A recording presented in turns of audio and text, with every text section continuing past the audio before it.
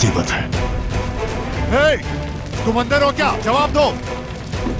हे, तुम अंदर हो क्या? चचा मैं अंदर हूँ। यूसुफ, यूसुफ! चचा मैं यहाँ हूँ, निकाले प्लीज। दरवाजे से दूर हट जाओ यूसुफ।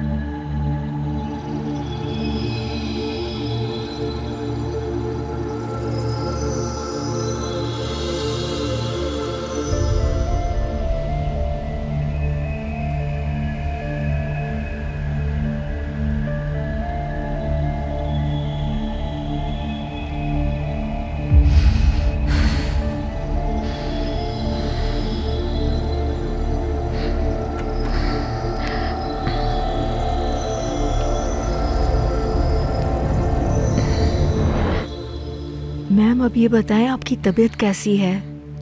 मैं यहाँ किस तरह पहुंची?